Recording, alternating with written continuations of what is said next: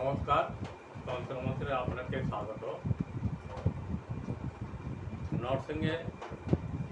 নরসিংহের পূজা কীভাবে করবে?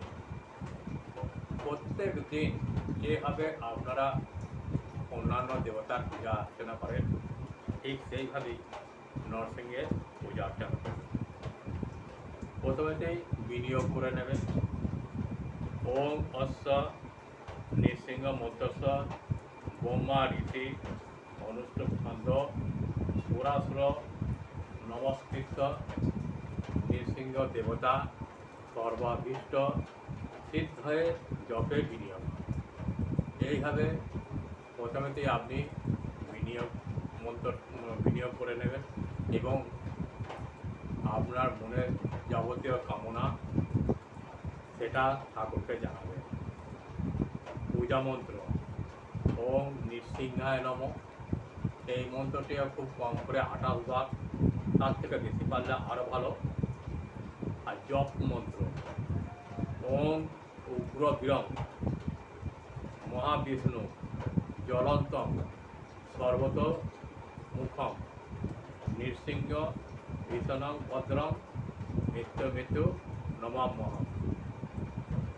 আর একবার বলছি, পারলে লিখে নেবেন। ওম উগ্র বীরং মহাবিষ্ণু জ্বলন্তং সর্বতোমুখম নৃসিংহ ভীষণং ভদ্রং মৃত্যু নমাম্যহম। জপের বিধি: পূর্বাশ্বে বসে নৃসিংহে দেবের চিত্র সম্মুখে রেখে কিংবা শালগ্রাম শিলায়, ওটা ছিল শালগ্রাম শিলাটা বলতে চাইছি ব্রাহ্মণদের পক্ষে, যথাশক্তি নৃসিংহদেবের পূজা করে ফটিকের মালায় উক্ত মন্ত্র 10,000 জপে সিদ্ধ হয়।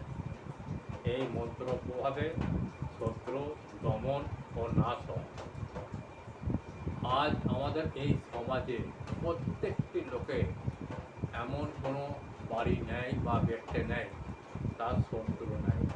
শত্রুকে দমন করার জন্যে বা শত্রুকে বসে রাখার জন্যে এই নৃসিংহদেবের মন্ত্র বা পূজা করা অতি অবশ্যই কর্তব্য। যদি আমার এই প্রয়াসটিকে ভালো লাগে তাহলে অতি অবশ্যই আমাকে একটা শেয়ার বা সাবস্ক্রাইব করতে ভুলবেন না। নমস্কার।